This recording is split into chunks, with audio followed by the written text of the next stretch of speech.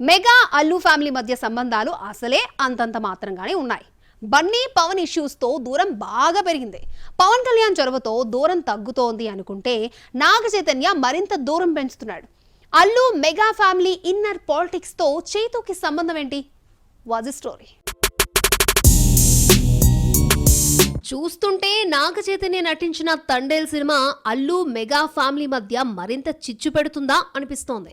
Ram Charan Shankar movie game changer ను Christmas కు release చేస్తున్నట్టు దిల్ రాజు గతంలో ప్రకటించారు. క్రిస్మస్ కు రావాల్సిన తండేల్ సంక్రాంతికి వెళ్దాము అనుకుంటే మెగాస్టార్ విశ్వంబర రిలీజ్ అవుతోంది.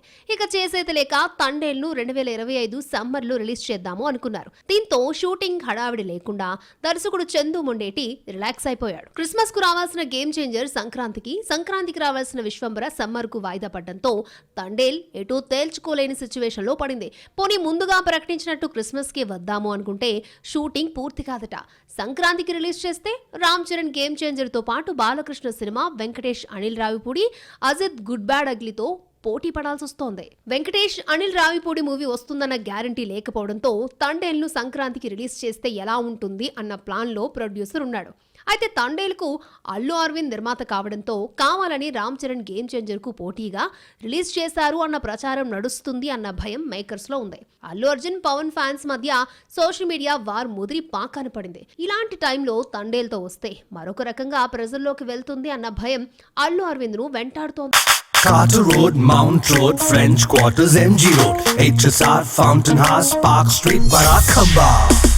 We've been here, we've been there, Vekas been just everywhere.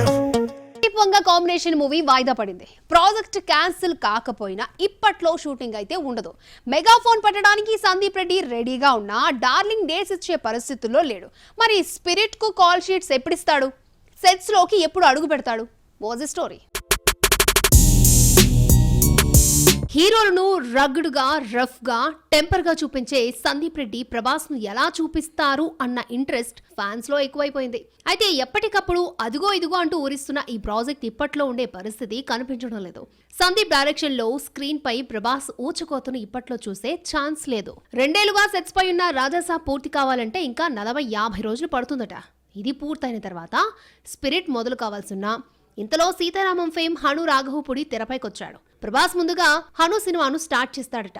ఆ తర్వాతే సందీప్ సినిమా ఉంటుంది. ఈ లెక్కన 2025 సమ్మర్ వస్తే కానీ స్పిరిట్ సెట్స్ పైకి రాదు. స్పిరిట్ ప్రభాస్ నటిస్తున్న 25వ సినిమా కావడం ఒకెత్తైతే పాన్ వరల్డ్ గా సినిమా రూపొందనుంది. ప్రపంచ వ్యాప్తంగా 8 భాషల్లో Telugu, Tamil, Hindi, Kannada, Malayalam, Chinese, Korean, Japan భాషల్లో స్పిరిట్ ను విడుదల చేస్తారట. T series, Sandeep own banner Bhadrakali pictures కలిసి నిర్మిస్తున్న ఈ సినిమాలో Prabhas first time khaki dress లో కనిపించనున్నాడు. రిలీజ్ చేసిన పోస్టర్ లో శక్తివంతమైన వ్యక్తి మార్చింగ్ చేస్తున్నాడు అని రాసుకొచ్చాడు. Bollywood super hit series continue అవుతోంది. రిలీజ్ అయిన 2 పార్టులు ఒకదాని మించి మరొకటి హిట్ అయ్యాయి.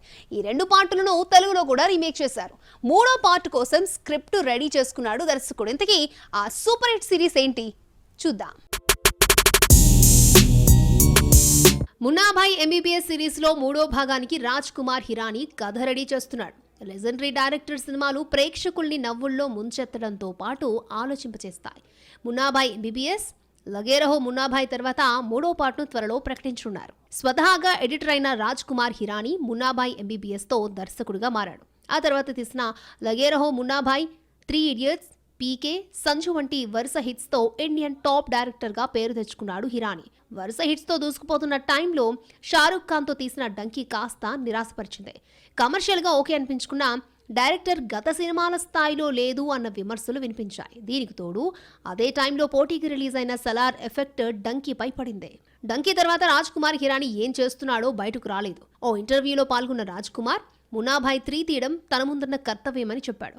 ఇప్పటికే 5 స్క్రిప్ట్లను సగం పూర్తి చేశానన్నారు. గత చిత్రాల కంటే బెటర్ కథ కోసం ప్రత్యేక శ్రద్ధ పెట్టామన్నారు.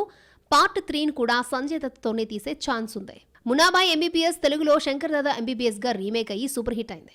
లగేరహో మున్నాభాయ్ ను శంకర్ దాదా జిందాబాద్ గా తీస్తే నిరాశపరిచింది. 3వ పార్ట్ తెలుగులో రీమేక్ అయ్యే ఛాన్స్ లేదు. పాన్ ఇండియా మూవీగా తీస్తున్న తెలుగులో డబ్ చేయడంతో రీమేక్ గొడవే ఉండదు. అయినా చిరంజీవి గాడ్ ఫాదర్, భోలా శంకర్ వంటి వరుస ఫ్లాపుల తర్వాత రీమేక్స్ జోలికి వెళ్లడం లేదు. ఆడియన్స్ ని నవ్విస్తే చాలు, టెన్షన్స్ నుంచి రిలీఫ్ ఇచ్చిందంటూ సినిమాను హిట్ చేస్తారు. ఇలాంటి సినిమాలు బాక్సాఫీస్ వద్ద ఈజీగా బ్రేక్ ఈవెన్ అయిపోతాయి. నవ్వించిన సినిమా నవ్వుల పాలు కాదని ఏ సినిమాలు నిరూపించాయో చూద్దాం. ఈ ఏడాది నవ్వించిన సినిమాలకు ఆడియన్స్ బ్రహ్మరథం పట్టారు. గోపీచంద్, శ్రీను వైట్ల వరుస ఫ్లాపుల్లో ఉండడంతో ఈ కాంబినేషన్లో రూపొందిన విశ్వం క్రేజ్ లేకుండా రిలీజ్ అయింది. ఓపెనింగ్స్ అంతంత మాత్రంగానే ఉన్న మౌత్ టాక్ తో బ్రేక్ ఈవెన్ అయింది. ఈ వీకెండ్ థియేటర్లో విశ్వం సందడే కనిపించింది. సత్య శ్రీసింహ, ఫరియా నటించిన మత్తు వదలరా 2 యూత్ కు కిక్కెక్కించడంతో 4 రోజుల్లో బ్రేక్ ఈవెన్ అయింది. సినిమాను 8 కోట్లు కమ్మితే 16 కోట్లు వచ్చింది. హీరోలకు పెద్దగా క్రేజ్ లేకపోయినా పర్వాలేదు. డైరెక్టర్ ఎవరో కూడా తెలియకపోయినా పట్టించుకోరు.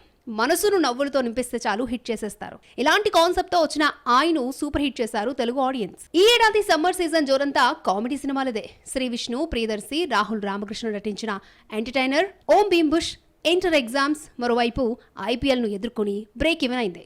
సినిమాను 10 కోట్లు కమ్మితే పెట్టుబడిని రాబట్టింది. డీజే టిల్లు హిట్ తర్వాత వచ్చిన సీక్వెల్ పై భారీ అంచనాలున్నా మొదటి రోజు ఎవరు ఊహించని స్థాయిలో వసూలు రాబట్టింది. సినిమాను వరల్డ్ వైడ్ గా 27 కోట్లు కమ్మితే 69 కోట్ల షేర్ కలెక్ట్ చేసింది. తెలుగులో రిపీట్ సీజన్ నడుస్తోంది. స్టార్ హీరోల్లో సగం మందికి పైగా కలిసొచ్చిన డైరెక్టర్స్ తోనే వర్క్ చేస్తున్నారు. దీంతో ఈ రిపీట్ కాంబినేషన్ మూవీస్ కి వస్తున్న హైప్ అంతా ఇంత కాదు. తెలుగులో రిపీట్ అవుతున్న ఆ క్రేజీ కాంబినేషన్స్ ఏంటో చూసిద్దాం. ఎన్టీఆర్ కు ఒకసారి హిట్ ఇస్తే మళ్లీ మళ్లీ ఇస్తూనే ఉంటారు. జనతా గ్యారేజ్ తర్వాత దేవరా ప్రూవ్ చేసిందే. బన్నీ అయితే చాలా కాలంగా కలిసొచ్చిన దర్శకులని నమ్ముకున్నాడు.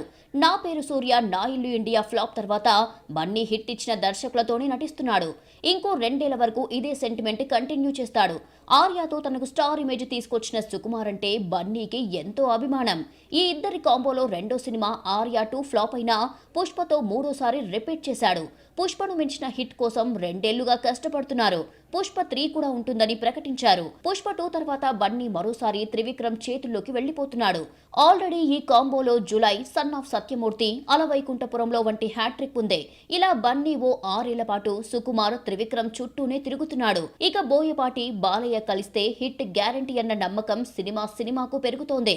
ప్రస్తుతం బాబీ డైరెక్షన్ లో నటిస్తున్న బాలయ్య త్వరలో అఖండ 2 సెట్స్ లోకి ఎంట్రీ ఇస్తాడు. షూటింగ్ ఈ మధ్యనే లాంఛనంగా మొదలయ్యింది. బోయపాటి అఖండను మించి బాలయ్యను ఎలా చూపిస్తాడు అన్న ఎగ్జైట్మెంట్ ఫ్యాన్స్ లో ఉంది. గేమ్ చేంజర్ తర్వాత రామ్ చరణ్ బుచ్చిబాబు సినిమా చేస్తాడు. ఆ తర్వాత కలిసొచ్చిన సుకుమార్ కు ఛాన్స్ ఇచ్చాడు. ఈ ఇద్దరి కాంబోలో వచ్చిన రంగస్థలంతో చెర్రీ ఫస్ట్ టైం 100 కోట్ల మార్కు దాటడమే కాదు 130 కోట్లతో నాన్ బాహుబలి రికార్డ్ ని సెట్ చేశాడు. జల్సా తర్వాత పవన్ కొన్నేళ్ల పాటు సక్సెస్ చూడలేదు. ఇలాంటి టైంలో వచ్చిన గబ్బర్ సింగ్ పవన్ కు అదిరిపోయే హిట్ ఇచ్చింది. చాలా కాలం తర్వాత గబ్బర్ సింగ్ కాంబో ఉస్తాద్ భగత్ సింగ్ తో ముందుకొస్తోంది. హరీష్ మరో అదిరిపోయే హిట్ ఇస్తాడు అన్న నమ్మకంతో పవన్ ఫ్యాన్స్ ఉన్నారు. వెంకటేష్, అనిల్ రావిపూడి హ్యాట్రిక్ కోసం వెయిట్ చేస్తున్నారు. F2, F3 అంటూ నవ్వించిన ఈ ఇద్దరు ఈసారి క్రైమ్ ఎంటర్టైన్మెంట్ తో వస్తున్నారు. ఈ మధ్య కాలంలో హిట్ లేని వెంకీకి కలిసొచ్చిన అనిల్ సక్సెస్ తీసుకొస్తాడేమో. స్టార్సే కాదు, యంగ్ హీరోలు సైతం హిట్ ఇచ్చిన డైరెక్టర్ ని రిపీట్ చేస్తున్నారు. చందు మొండేటి డైరెక్షన్ లో చైతు నటించిన ప్రేమం హిట్ అయ్యింది. ఆ తర్వాత సవ్యసాచి ఫ్లాప్ అయినా నమ్మకంతో తండేల్తో వన్స్ మోర్ అన్నాడు చైతు. నాని నిర్మాతగా మారి శైలేష్ కులను దర్శకత్వంలో తీసిన హిట్ 2 సక్సెస్ కావడంతో హిట్ 3లో హీరోగా నటిస్తున్నాడు. హిట్ 2 చివర్లో నాని ఎంట్రీ ఇచ్చి పార్ట్ 3కి లీడ్ ఇచ్చాడు. మాస్కా దాస్ విశ్వక్సేన్ మరొకసారి మాస్ హీరో అవతారం ఎత్తాడు. మెకానిక్ రాకీ అంటూ నవంబర్ 22న థియేటర్లోకి వస్తున్నాడు. సినిమా ట్రైలర్ ను ఆదివారం రిలీజ్ చేశారు. విశ్వక్సేన్ యాక్షన్ హీరోలా ఎలా ఉన్నాడో చూసేద్దామా. యంగ్ హీరోలు చాలా వరకు లవ్ స్టోరీతో ఎంట్రీ ఇస్తే విశ్వక్సేన్ తన కెరీర్ మొదట్లోనే మాస్ హీరోగా పరిచయం అయ్యాడు. స్వీయ దర్శకత్వంలో నటించిన ఫలక్నామా దాస్ లో పక్కా మాస్ హీరోలా కనిపించాడు. ఆ తర్వాత Das Ka Dhamki, last movie gangs of Godavari కూడా ఈ తరహా సినిమాలే. విశ్వక్సేన్ మరోసారి మాస్ హీరోగా అదృష్టం పరీక్షించుకుంటున్నాడు. కొత్త సినిమా మెకానిక్ రాకీ ట్రైలర్ ను థియేటర్లోని ఆడియన్స్ మధ్యలో రిలీజ్ చేశారు. విశ్వక్సేన్ తనదైన స్టైల్లో మాట్లాడుతూ 21న పెయిడ్ ప్రీమియర్స్ వేస్తామని, చూసినోళ్లు బాగోలేదనుకుంటే 22న సినిమా చూడొద్దన్నాడు. విశ్వక్ మాటలు వింటుంటే హిట్ కొడతామన్న ఫుల్ కాన్ఫిడెన్స్ తో ఉన్నాడు. ఈ కార్యక్రమంలో హీరోయిన్ శ్రద్ధా శ్రీనాథ్ పాల్గొంది. సినిమాలో మెయిన్ హీరోయిన్ గా మీనాక్షి చౌదరి కనిపించనుంది. రవితేజ ముళ్లపూడి దర్శకత్వంలో రామ్ తల్లూరి ఈ సినిమాను నిర్మిస్తున్నారు.